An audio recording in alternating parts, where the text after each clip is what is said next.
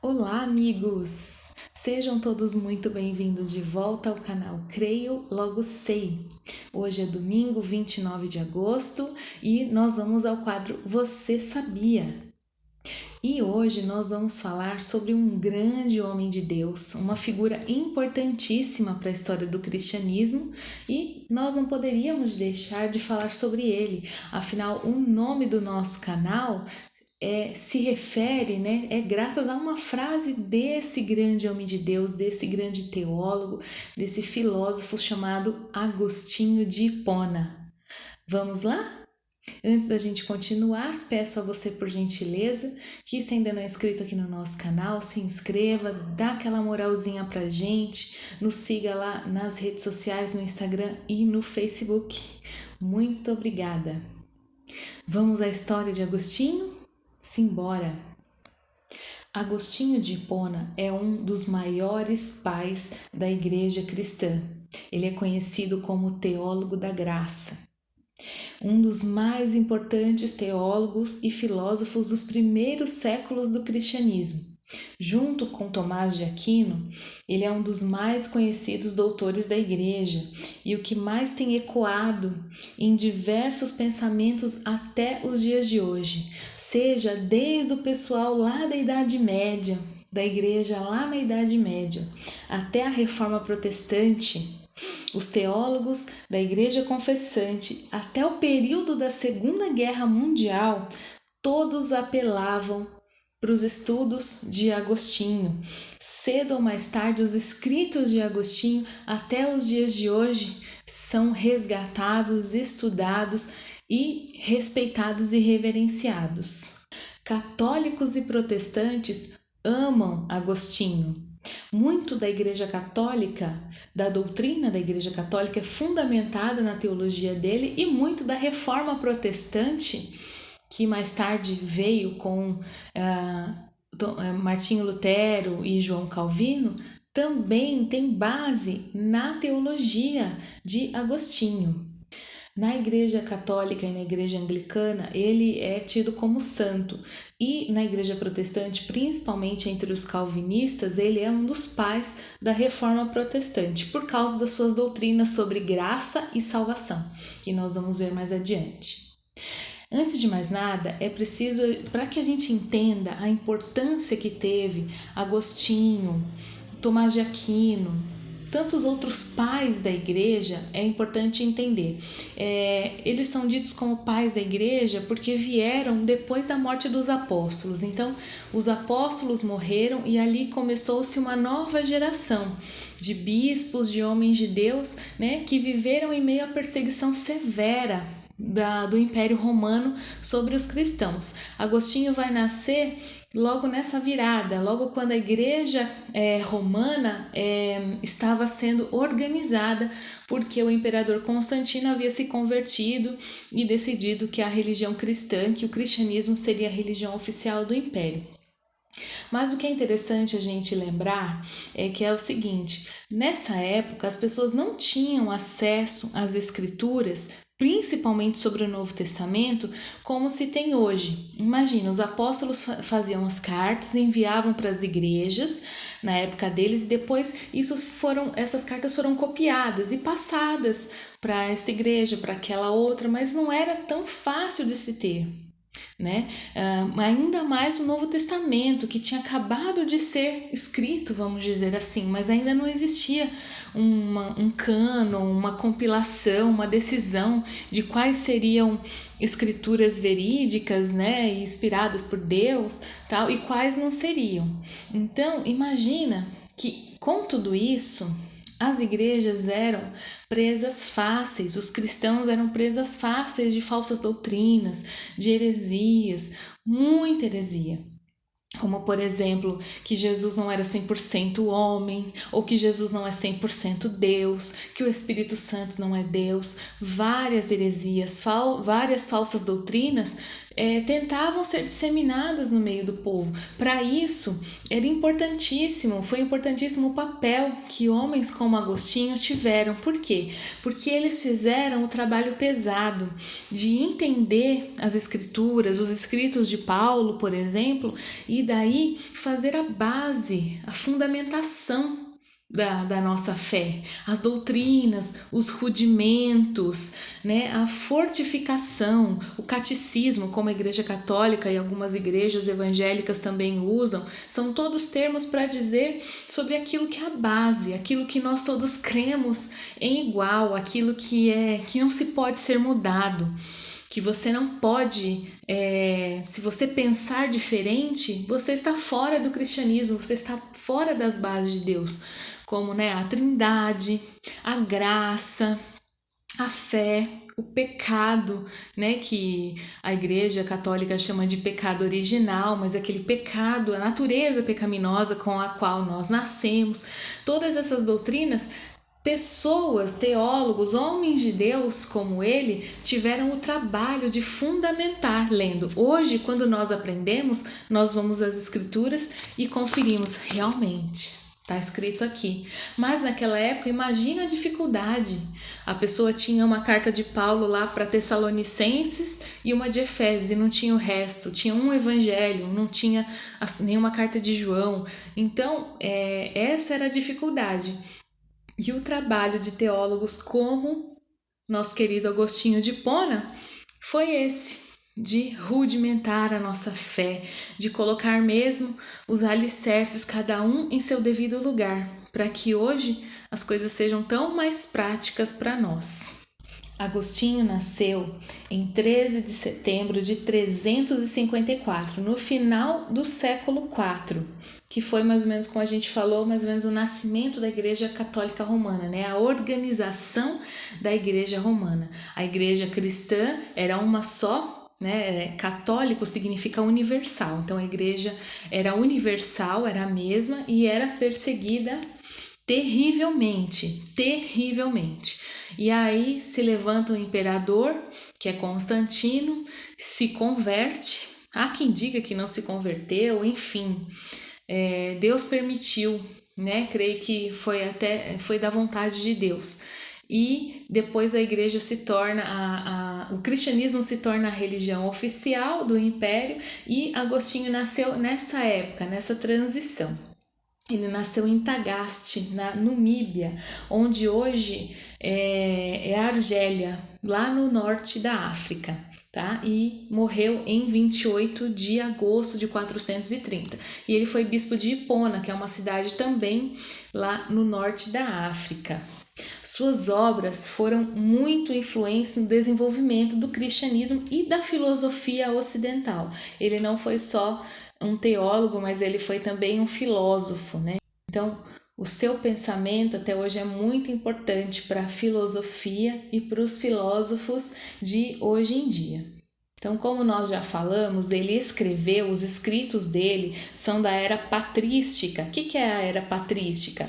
É a era dos pais da igreja, como nós já falamos, onde os bispos e presbíteros que vieram logo após os apóstolos e defendiam as doutrinas cristãs e combatiam os ataques, né, de heresias e ataques pagãos também. Ele é amplamente considerado como o mais importante dos pais da igreja no Ocidente, e ele escreveu inúmeras obras, entre elas algumas como A Cidade de Deus, A Trindade e Confissões, que é um livro muito interessante, que é uma autobiografia, é mais um diálogo dele com Deus, onde ele conta desde o início da vida dele, passando pela conversão, e faz inúmeros questionamentos. Tem muito ali conteúdo filosófico, né, do que ele pensava a respeito do tempo, a respeito de diversas questões, e depois ele ainda faz um estudo sobre Gênesis.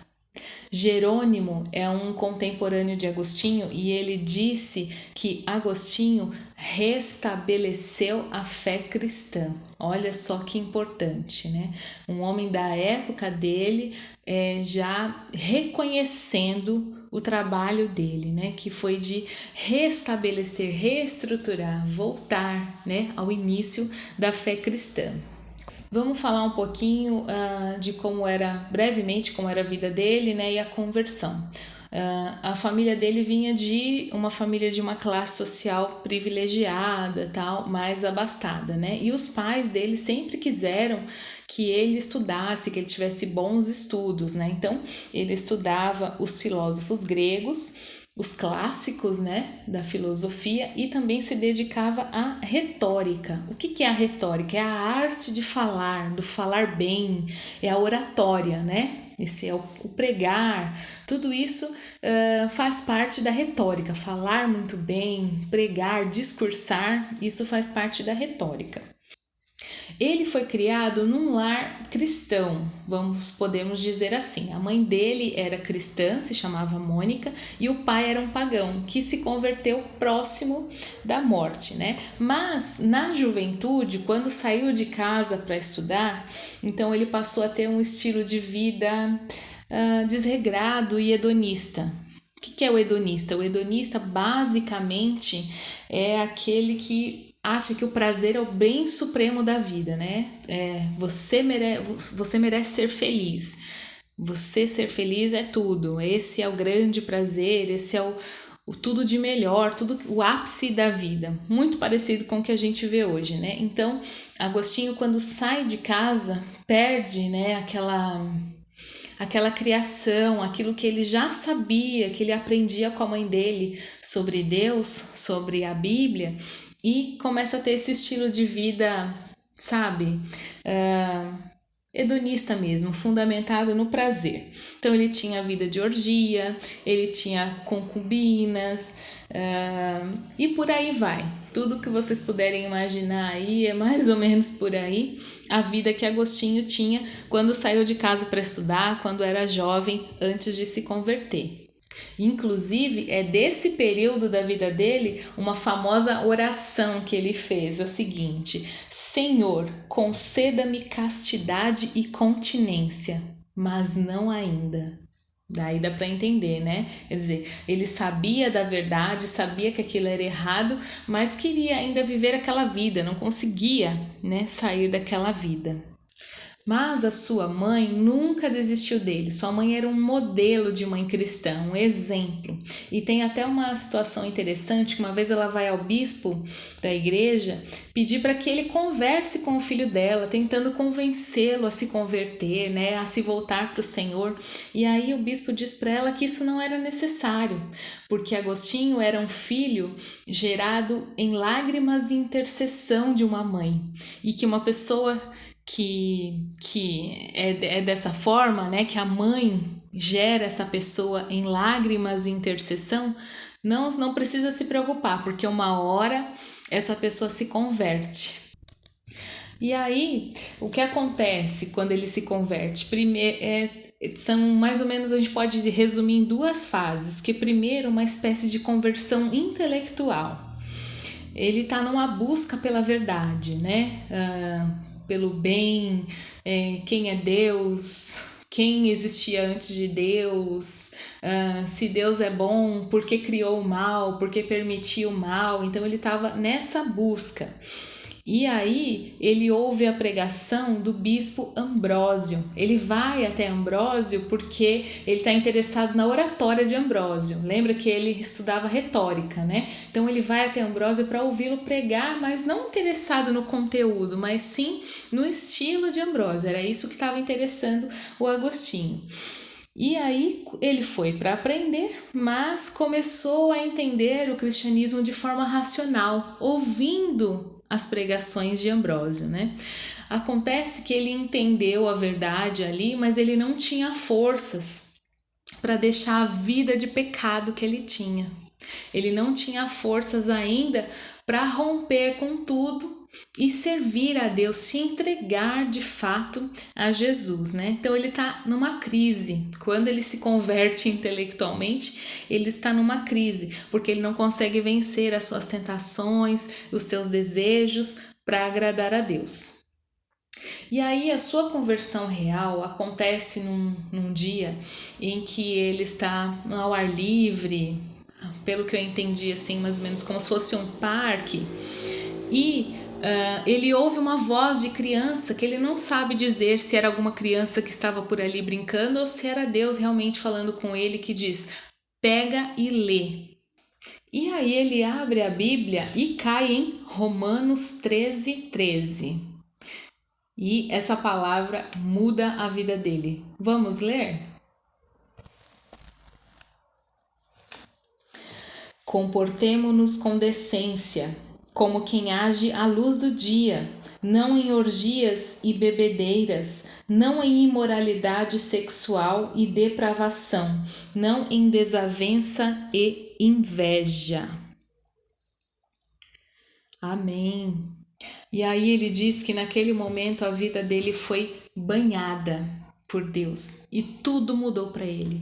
Tudo, absolutamente tudo mudou para Agostinho naquela hora, gente. Então ele teve uma experiência instantânea com a graça de Deus, né? E se batizou no ano seguinte, quando ele tinha 33 anos. A conversão dele, ele se tornou tão radical depois de convertido, né, que ele levou tão a sério a vida dele com Deus, que ele abandona a vida de professor, deixa para trás, deixa totalmente toda a vida secular dele, não quis mais se casar, abandonou as concubinas dele e depois desse dia, ele nunca mais chegou a conversar com uma mulher sem ter uma testemunha junto. Nunca mais ele ficou a sós com uma mulher. Tamanha foi a radicalidade, né? O desejo dele em ser santo, em ser irrepreensível diante de Deus, e ele radicalizou geral. E aí, já cristão, ele começou, já convertido, né? Ele começou os seus estudos, os seus pensamentos, todos esses tesouros que nós utilizamos, que foi bênção, que é bênção para nós até hoje, né? Ele desenvolveu uma abordagem original à filosofia e à teologia que ninguém até então conhecia. E ele acreditava que a graça de Deus era indispensável para a liberdade. Depois, né, com o passar do tempo, ele gostava só de estudar, de ficar ali nos seus estudos, nas suas reflexões, mas ele acabou cedendo à pressão e se tornou primeiro presbítero e depois bispo, onde foi ser bispo em Hipona. E escreveu grandes obras, grandes obras. Ele contribuiu demais para inúmeras doutrinas nossas, como a Trindade, a graça, o pecado original, salvação pela graça, salvação pelas obras, né? E ele era um grande apologeta. Os escritos dele combatiam diversas heresias que existiam na época. Por isso são tão importantes para nós até hoje. Vamos listar 3 heresias aqui que o Agostinho combateu com seus estudos, com a sua teologia. A primeira é dos donatistas. Os donatistas eram um grupo que promoviam a separação dentro da igreja. Porque assim, na época da perseguição, quando os cristãos eram perseguidos, muita gente não conseguiu segurar as pontas e acabaram tendo atitudes que outros depois consideraram como traição. Então, o que os donatistas falavam? Que os bispos e presbíteros que não seguraram as pontas na época da perseguição eram considerados traidores. E começou aquela divisão no meio da igreja. E aí Agostinho falou, não. Vamos parar com isso, porque a igreja deve ser única, deve ter uma unidade, né, entre os irmãos. E aí ele falou uma coisa muito interessante, que dizia assim, que a validade dos sacramentos, né, que seria a ceia e o batismo, não é a santidade dos bispos, mas a obra de Jesus na cruz. E a gente sabe que é verdade, né? Que muitas vezes Deus se utiliza de nós, vasos imperfeitos, né? Nem sempre, se tudo dependesse da santidade e de ter líderes irrepreensíveis, infelizmente muita coisa não existiria, né? A obra de Deus seria muito mais devagar do que ela é, porque Nós somos imperfeitos muitas vezes. Isso, lógico, que não valida, não justifica a gente pecar, a gente viver uma vida errada, não justifica, mas é a realidade. Isso porque a gente sabe que naquele dia, né, Jesus vai dizer: em teu nome eu preguei, em teu nome eu expulsei demônios, em teu nome eu curei, e ele vai dizer: não vos conheço. É exatamente isso. Quem faz a obra é Jesus, né? É a obra de Jesus na cruz que é suficiente, não as ações dos líderes, né? Então esse foi um grupo que os estudos de Agostinho combateu. Também os estudos dele combateram os maniqueístas, né? Maniqueísta, em uma linguagem assim bem básica, tá? Um conceito bem básico, é uma filosofia que dizia que existia apenas duas divisões no mundo, o bem e o mal. E aí eles diziam que a matéria é má e o espírito é bom. E além disso, eles sincretizavam diversas religiões, como o zoroastrismo, o hinduísmo, o budismo, o judaísmo e o cristianismo. E colocavam Jesus em pé de igualdade com Buda, Zoroastro, entre outras coisas. Então, uma heresia da pesada mesmo. E Agostinho foi um dos teólogos que foi um apologeta nessa área, lutando veementemente contra essa heresia. Uma outra heresia que ele combateu foram os pelagianos, né, que era um grupo que defendia que a salvação era pelas obras e que o homem tinha a capacidade de parar de pecar por si só, pelo seu próprio esforço.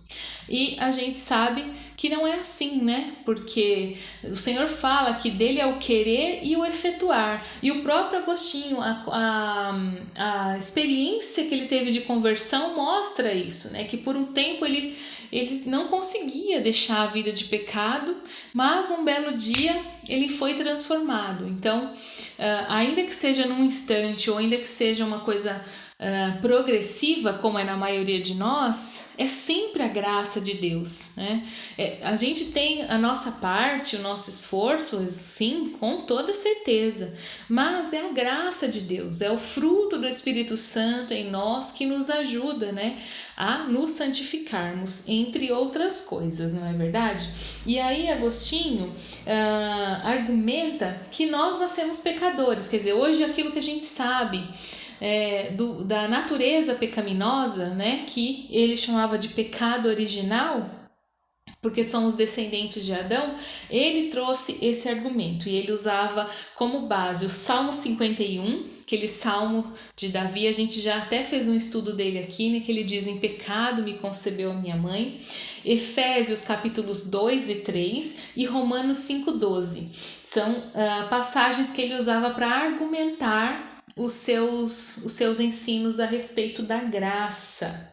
Ele dizia que mesmo que quisesse, ele não conseguiria fazer a vontade de Deus, só com a ajuda de Deus, que o homem é uma massa de pecado e depende totalmente da graça de Deus. Por isso que os protestantes, né, dizem que Agostinho foi um dos pais da Reforma Protestante muito antes dela acontecer, porque ele já havia entendido os escritos de Paulo a respeito da graça de Deus, o favor imerecido, o dom que nós não merecemos, que Deus nos deu, e que é através dela que nós somos salvos, não pelas nossas obras, né? Ele dizia que a graça é a presença do Espírito Santo em nós, atuando em nós. O Espírito Santo atuando em nós é a graça de Deus e que ela é irresistível, né? Que é impossível nós não nos entregarmos a Deus e a sua graça. Então, essas são algumas dos escritos de Agostinho, algumas das contribuições grandes, maravilhosas que Agostinho de Hipona trouxe para o cristianismo. E agora eu vou ler algumas frases dele, algumas só, tem inúmeras, tem centenas de frases dele, assim, muito, muito interessantes. Eu vou ler umas 4 aqui, só para te ajudar a entender mais a importância dele, te dar um gostinho de estudar mais sobre ele, se você tiver essa vontade. A oração é o encontro da sede de Deus e da sede do homem. Outra, o ocioso caminha devagar, por isso que todos os vícios o alcançam. Forte, né?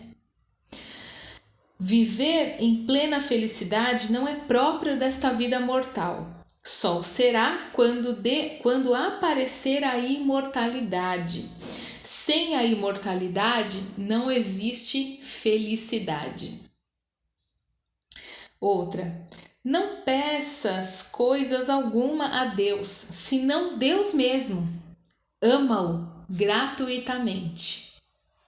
E a última, sobre os homens, raça curiosa de conhecer a vida alheia, preguiçosa em conhecer a sua própria. Em pleno século IV, Agostinho já tinha essa percepção de nós, seres humanos, né? Bem interessante, bem verdadeira e atual. Então é isso, queridos. Eu espero que esse breve resumo sobre a vida de Agostinho de Hipona tenha abençoado sua vida, tenha inspirado você, tenha te ajudado a entender melhor a importância, né, dos pais da igreja, de homens que vieram muito antes de nós e que fizeram a base, o alicerce para que hoje a gente possa desfrutar, não é verdade? Da palavra, das doutrinas. A gente aprende e confere nas escrituras. Eles fizeram todo o trabalho árduo de olhar as escrituras, estudar e fazer essas bases, né? E que ele sirva de inspiração para nós, a sua santidade, a sua radicalidade em viver o evangelho, que isso sirva de inspiração para nós, para buscarmos a nossa santidade, tentarmos nos afastar do nosso pecado, das nossas concupiscências. Amém?